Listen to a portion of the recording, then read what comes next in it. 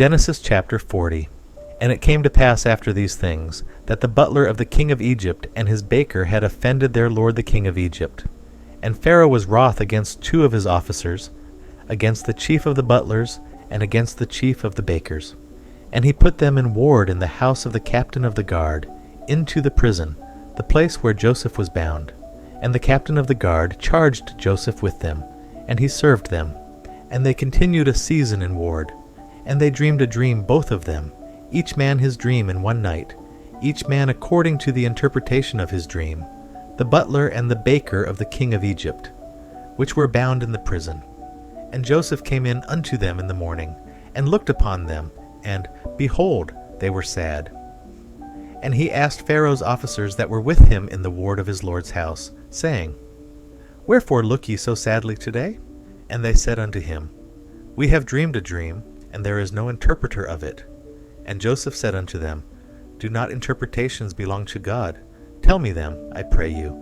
And the chief butler told his dream to Joseph, and said to him, In my dream, behold, a vine was before me, and in the vine were 3 branches, and it was as though it budded, and her blossoms shot forth, and the clusters thereof brought forth ripe grapes. And Pharaoh's cup was in my hand, and I took the grapes, and pressed them into Pharaoh's cup, and I gave the cup into Pharaoh's hand. And Joseph said unto him, This is the interpretation of it. The 3 branches are 3 days, yet within 3 days shall Pharaoh lift up thine head, and restore thee unto thy place. And thou shalt deliver Pharaoh's cup into his hand, after the former manner, when thou wast his butler.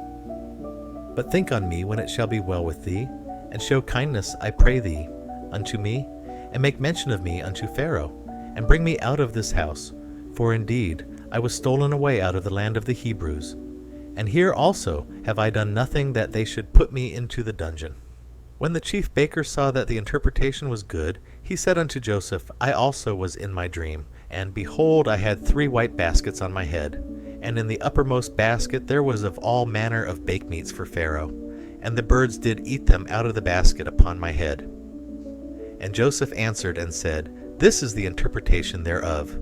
The 3 baskets are 3 days, yet within 3 days shall Pharaoh lift up thy head from off thee, and shall hang thee on a tree, and the birds shall eat thy flesh from off thee.